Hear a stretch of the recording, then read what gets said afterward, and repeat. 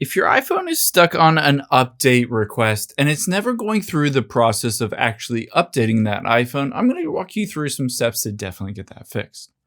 Now, the first thing I would recommend doing is just closing out of every single app. So close out of all apps and swipe down from the top right. Toggle on airplane mode just for a few seconds. After a few seconds, you're going to just tap airplane mode again just to reconnect to both your Wi-Fi as well as cell data. The next thing we're going to do is head into a web browser like Safari or Google Chrome, and we're just going to type in speed test into Google. And then tap on Run Speed Test. You should see that you have a good and stable internet connection because most of the time when it's stuck on updating, it's either because of a poor internet connection or some issue with the storage or capacity on your phone. So if you're good to go with your internet, you can move on to the next step. If you don't have great internet, you can always switch between Wi-Fi and cell data.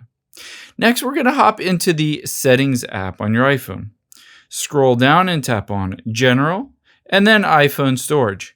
At the top, check to see how much storage you have. You can see I've used 80 of 128 gigabytes, and you're going to scroll down to see what is using up your storage. If you don't have enough storage to download that new update, then unfortunately, you just need to free up space.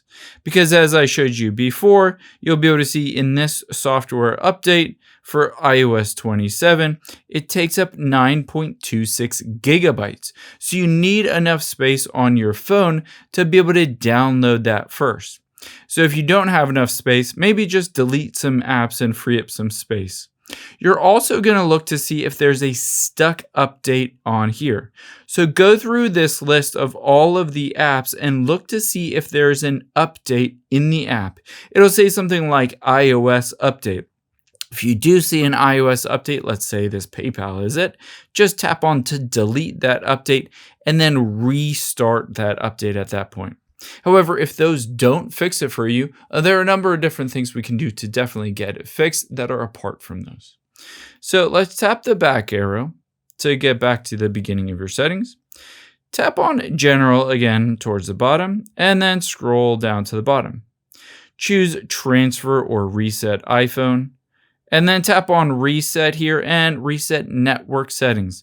Sometimes you need to just reset your network settings to get everything fixed, essentially resetting how your phone connects to the network, including the Apple servers, to download that new update. So go through this process of resetting those network settings.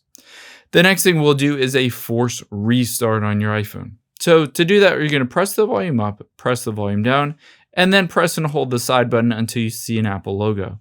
So I'll show you how that works. Volume up, volume down, or side button here, and just keep holding that even though it says slide to power off.